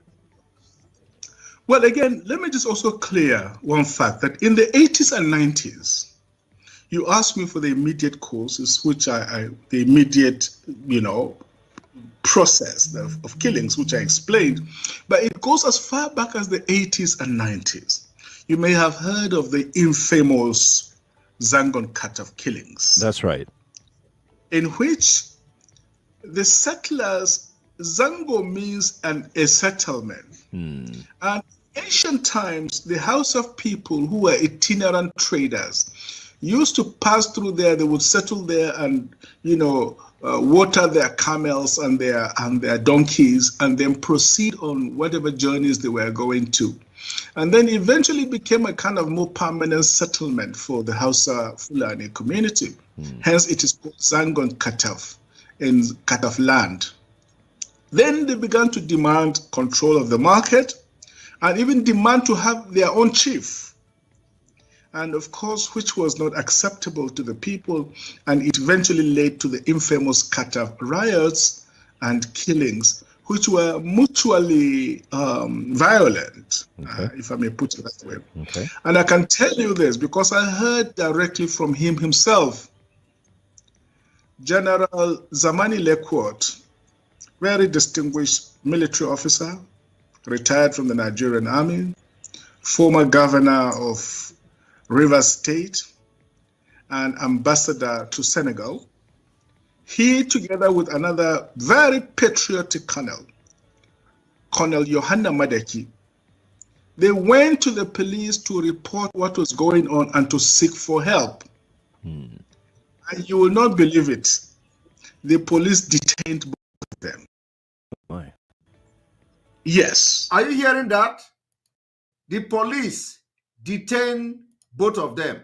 The question you should be asking yourself is, police detain a colonel, police detain a military man who go to report what the Fulani terrorists are doing to their people. Police detain them. Do you think if that police is an Igbo man, the police will detain them? The answer is no. Do you think if the police is a Yoruba man, the police will detain them? The answer is no. The police would have respected the law and listened to them instead of detaining them. But because Fulani have taken over the police, so they gave order to detain them. Because the people they want to file report against is in charge of the police. They are also in charge of the military. The same Southern Kaduna you are seeing now, the GOC of Enugu 82 Division was in charge of this particular Southern Kaduna where this killing was going on. So who do you report to? Nobody. You have to report to yourself. Take charge of the security of your land, because Fulani terrorists have taken charge of the police, the army, the executive, the judiciary, the National Assembly, and everything has been taken over by the Fulani terrorists. You don't have any choice. Don't need to go to them. That is what the Biafra people have done. That is what gave birth to the Eastern Security Network. And we are going to fund them till the last day Biafra will stay in Nigeria. So when you hear all this testimony, you ask yourself, why this thing was going on in Kaduna, all these Igbo who call themselves P2B people, they were all thinking that Southern Kaduna was not Nigeria. No, they thought it was not Nigeria. So it is not their business. Today, the same thing this man is saying now is happening in the Southeast, where the same person who was the GOC of a 2 division was in charge of Southern Kaduna, and he has now brought the same people to Southeast, and the killing is going on. They now begin to write against Simon Ekpa because Simon Ekpa say Biafra must come this year. Do you understand it? Because they follow who is protecting them.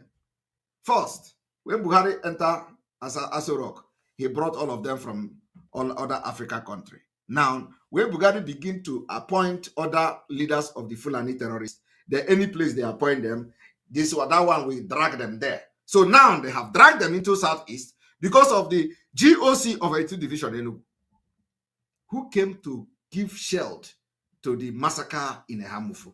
He did not only give shield, he ordered the military to burn houses, and they burnt about 100. Over 100 houses were burned in Ehamufu by military, not the Fulani, by military.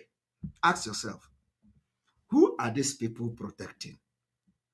Who are these military working for? Whose interest are the military protecting? Is it the interest of the people, or interest of the government, or interest of the Fulanis? Because the interest of the people is the government. So definitely, it cannot be the interest of the people. So whose interest? Interest of Islamic State. Because the people that came to Hamufu to kill were actually, their main motive is to kill and evict the people from Hamufu.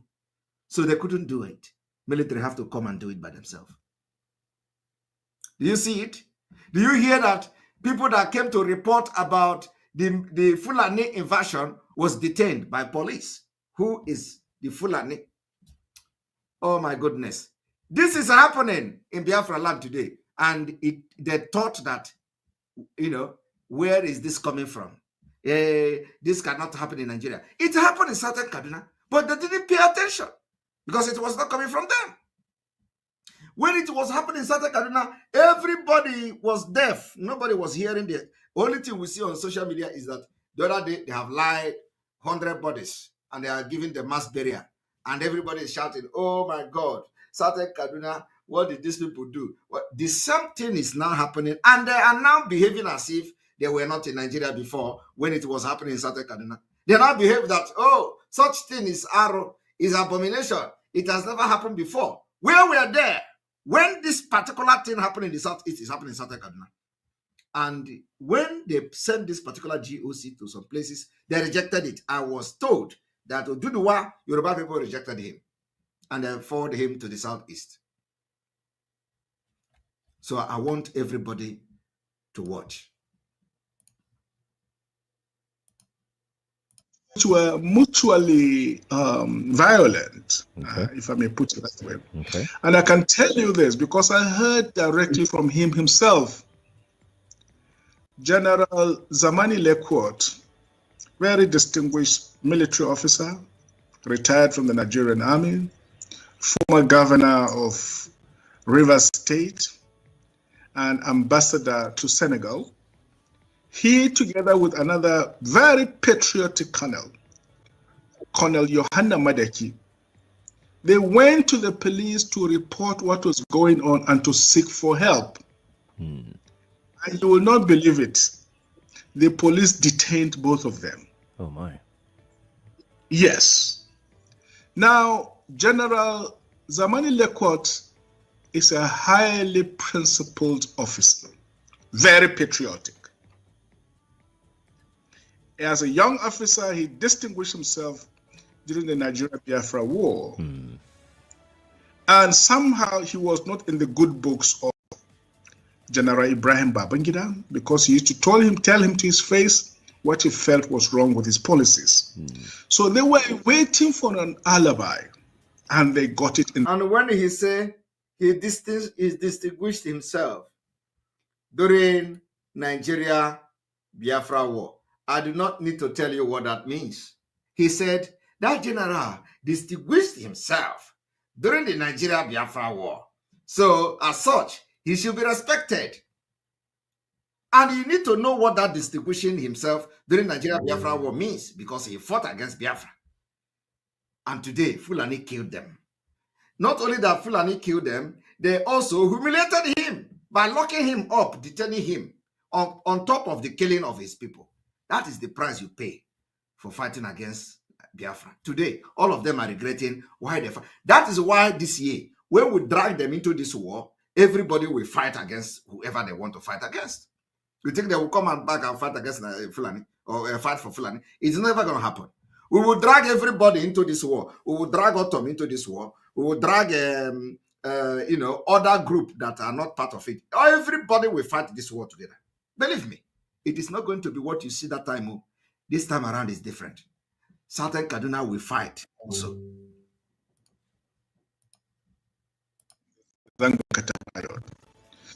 Biafra War. And you will not believe it.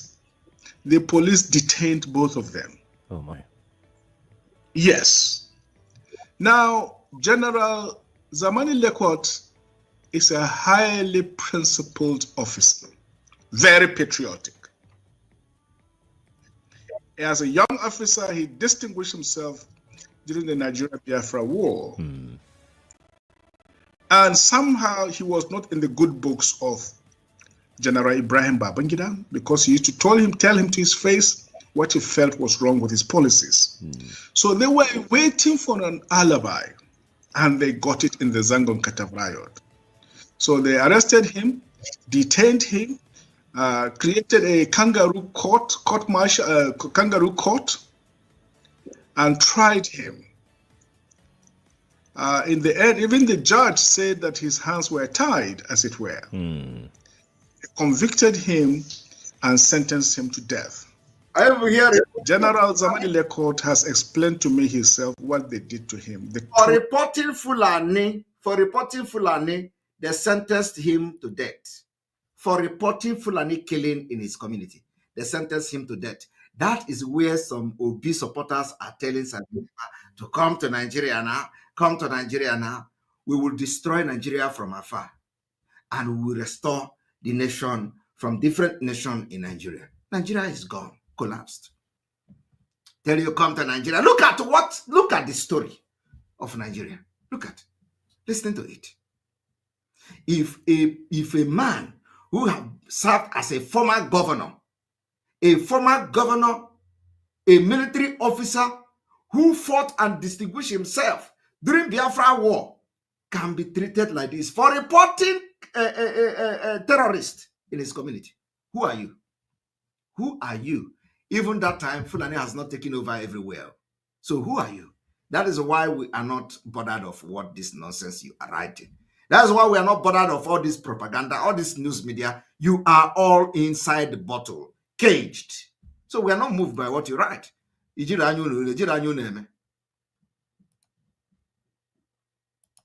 Torture, the agony.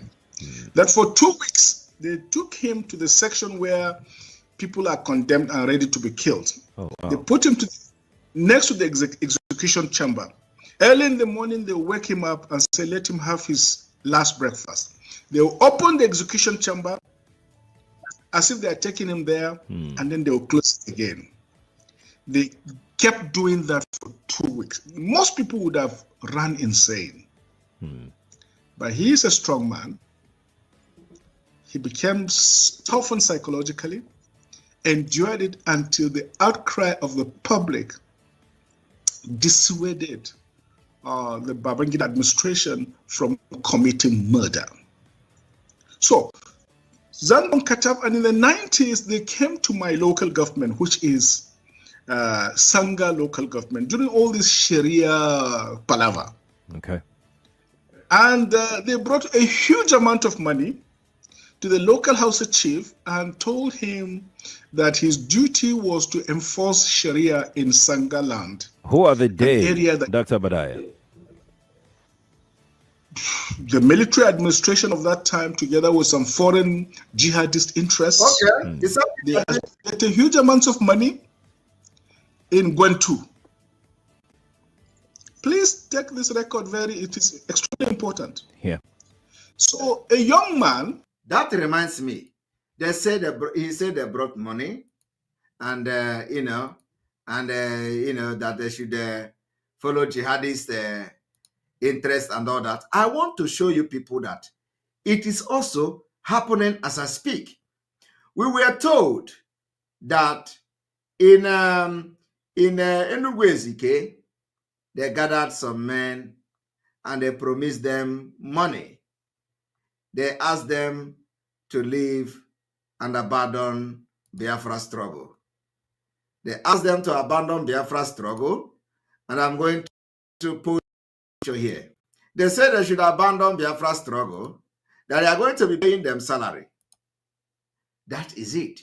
Now tell me, how can salary be the solution for your own freedom?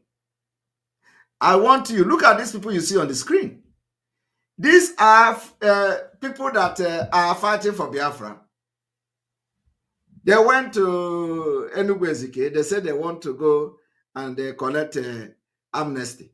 Have you seen where a freedom fighter is collecting amnesty? I don't know whether they are fighting for freedom or they are fighting for resource control. I do not know the kind of resource they were fighting to control in Enugu. But look at them. They want to collect salary. They gathered them. They say, come. Lay down your weapon, stop Biafra, stop agitating, we'll be paying you salary every month. What these idiots that you see here now, of course, they are not many. What these idiots don't know is that when they are paying this salary, it will just last for a while. And then the person that will change the salary will come, and Nigeria have happened to them. They never receive that salary again. Now they gather them, tell them, come. We are going to be paying you salary every month. So leave Biafra. And some of them will accept it. Some of them will not accept it. And that is why Mazi Nnamdi Kanu said they will pay you money. They will promise you even to buy your house in Dubai. They will promise you everything, but you can't stop this Biafra from coming. You can't stop this Biafra from coming. Tell the people in Enugu, the few of them, not all of them. But there is one thing I want all of us to understand this very evening. We are facing a very formidable array of enemies, both external and within. And we are going to overcome each and every one of these obstacles. That I can assure you. That they may know that the God we worship is an invisible God, not a God that was wrought by the hands of men. For we do not worship idol, and we can never ever worship idol. Is impossible. This very family, this IPOB, belongs to the Most High. And that is how it's going to be until Biafra comes and beyond to eternity. This evening, I want to place it on record that our enemies are intensifying their attack against us from every corner. I am not saying this as lamentation or complaint. I am only trying to prepare our people for what is to come. You are being prepared for what is to come.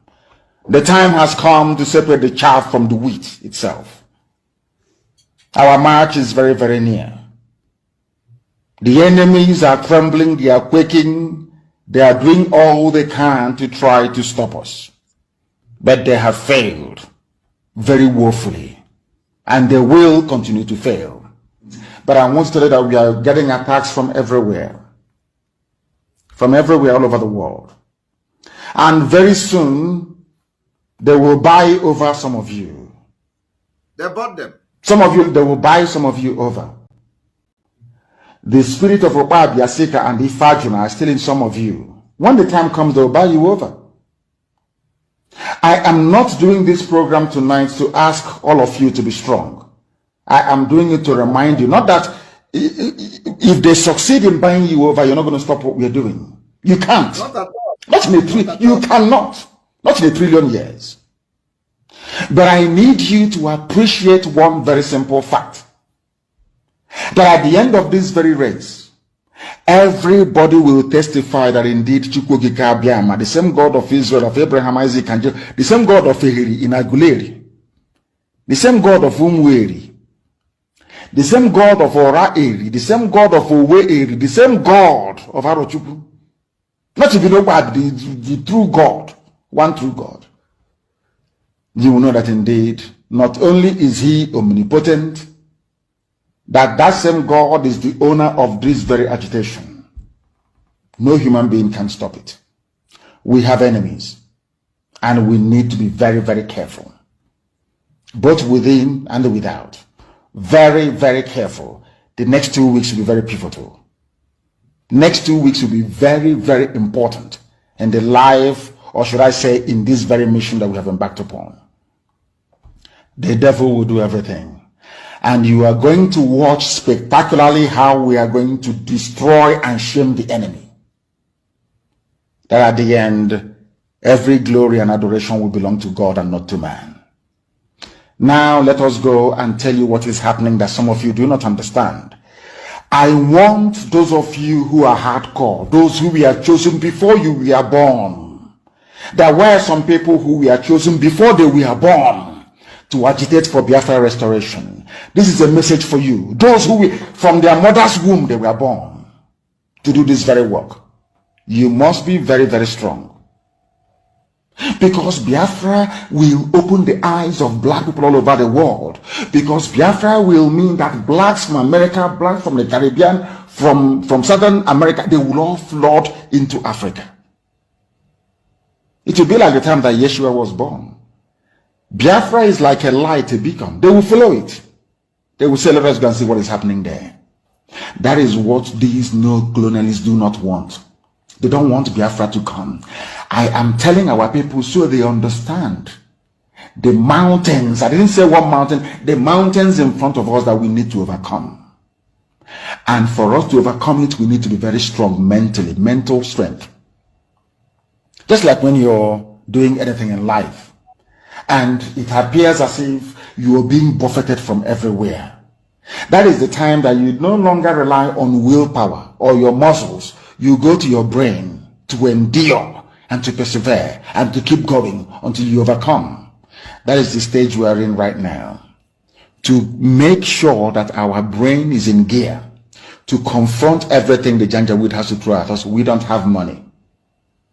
Their budget is over $20 billion to fight us. They can bribe Facebook. They can buy them off. They can do anything they like. They can come to some of you and bribe you off. They can promise you what you've never had before. They can give you maybe a house in Dubai.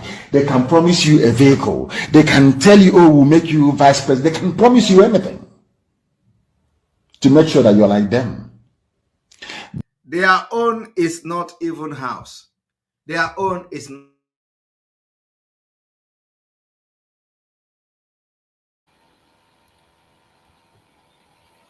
I appreciate everyone that have joined us on this program up to this stage. Remember, our fundraising is going to start any moment from now.